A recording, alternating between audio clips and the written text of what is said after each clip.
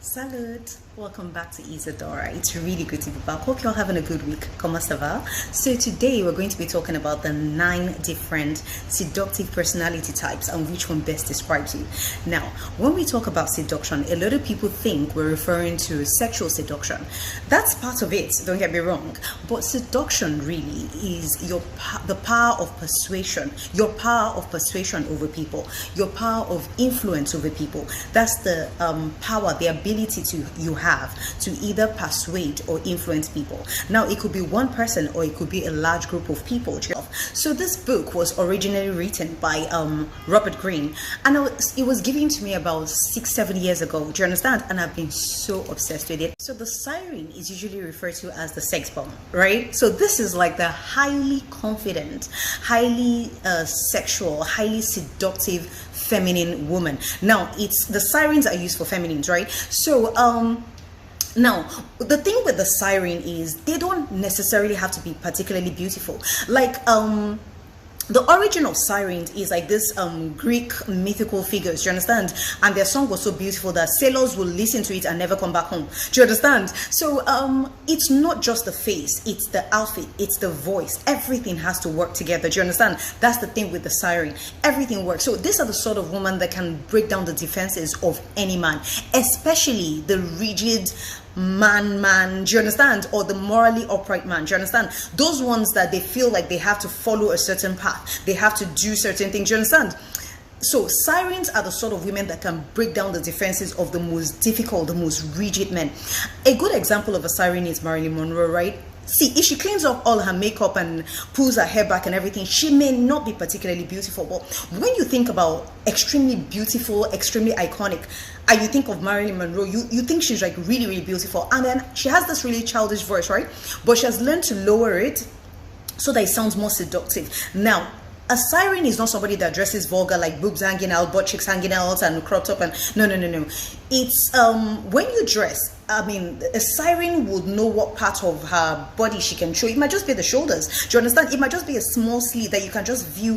I mean, less is more. Do you understand? At the end of the day, but this woman, for her, everything works. Nothing is overpowering the next. The hair is not overpowering the jewelry. The makeup is not overpowering her outfit. Then her voice is just so sweet and everything. So the Rake will be the male version of the siren. Do you understand? The Rake is the sort of guy that, I mean, yeah, he will look good, obviously.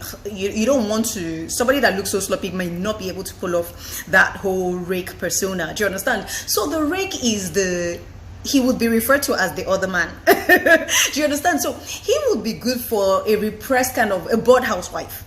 Do you understand? A morally upright woman that believes that she has to toe a certain path. Do you understand? Or she's married, but she's been married for years and she's bored. Do you understand? Very repressive, or like a female CEO or something. Somebody that has like a rigid lifestyle. Do you understand? So whilst the siren works on her looks and everything, do you understand? It's all about the looks for her. The Rake is all about what he says. Do you understand? The Rake man is that man that you know that there's no future, but you go along with it anyway. You know that there's no future. Do you understand? But he's just, oh my God, it's not just that he looks good. I mean, there's so many good-looking men everywhere. Do you understand? It's the things he sees. He's able to build up this thing in you. Like, do you understand? Long after he's gone, you're still like fantasizing, like, oh my God, you know, maybe hell is not that bad. This is the sort of man that takes you to hell, right? It makes you sin, it makes you go to hell.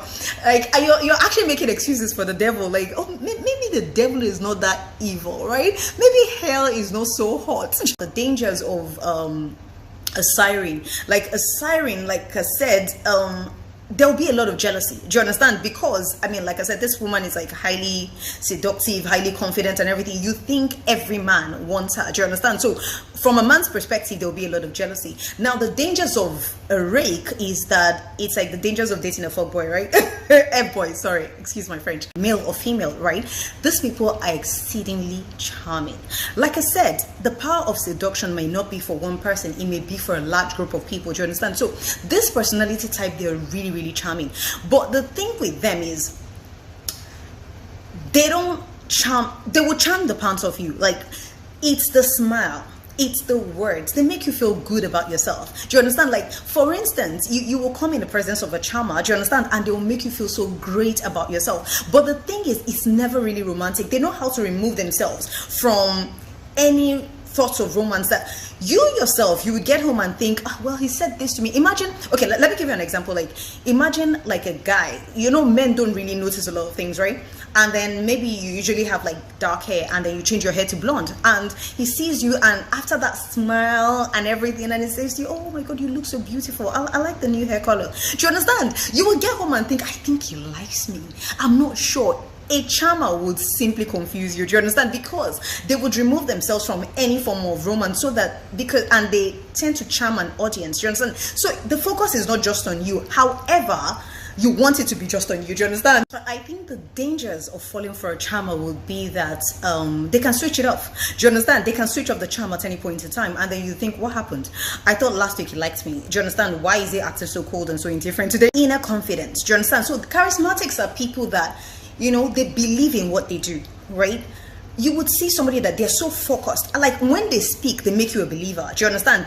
They are able to sell ice to an Eskimo. Do you understand? Because whatever it is they do, whatever work field you find them in, they're totally focused, totally passionate about it. Do you understand? They will turn you into a believer completely. Like there's this thing I watch on TV, like normally that would be the personality type I would fall for. Do you understand? Because I like people that are so like into what they do. Do you understand? Anyway, so there's this thing I watch on TV, right? I'm not going to really go into it. So it's like it's really, really dangerous work type. Like let's say somebody that catches crocodiles, for instance. Do you understand? And it's really dangerous, right?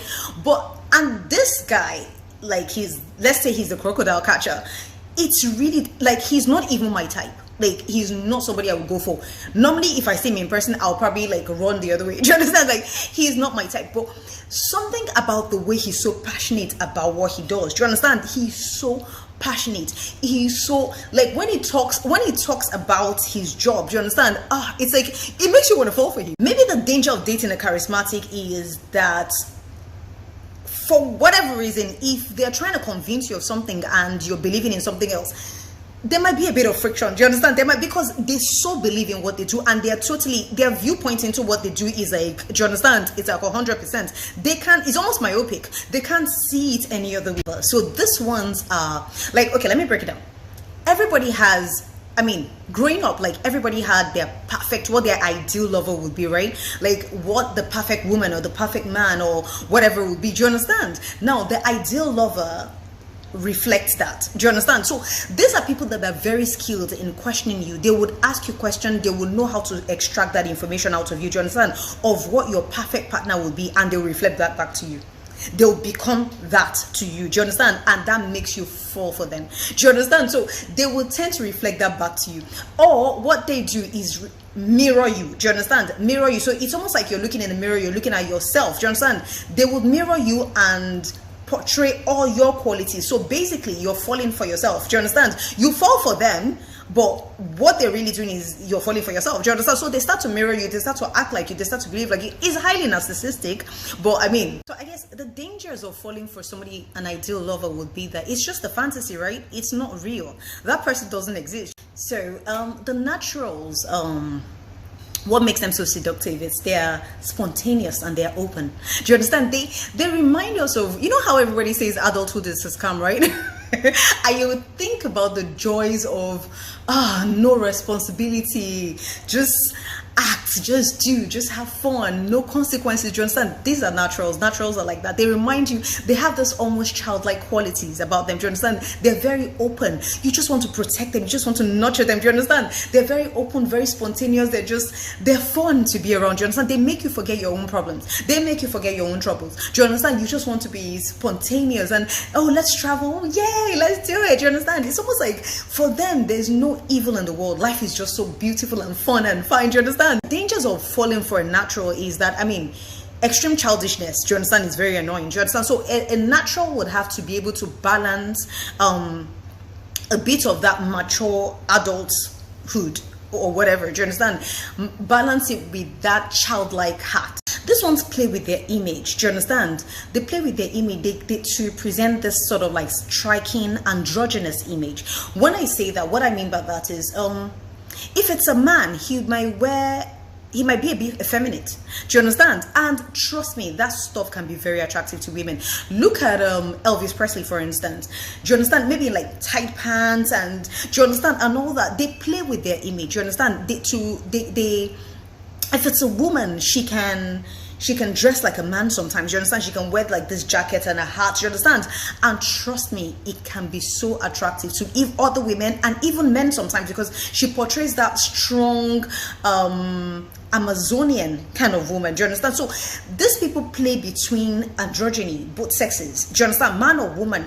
It's like this British guy, Russell Brand. Do you understand? He's a man, but he dresses almost effeminate. Do you understand? They play between sexes. Do you understand? They play between male and female. It's like there's no conformity. Do you understand? Now, they're very similar like to the Rake or to Sirens, but whilst the Rake is just looking to conquer one woman, these ones are trying to conquer the world. There's a good balance. They know how to balance that almost manly or feminine, but do you understand? They play between both sexes. They play between, do you understand? So they are attracted to both men and women, whether man or woman. They are attracted to both sexes. Do you understand? And they're not looking to conquer one person. These ones, their focus is more towards a larger audience. Do you understand? So these ones are like self-sufficient. They don't need you. Do you understand? They don't need you.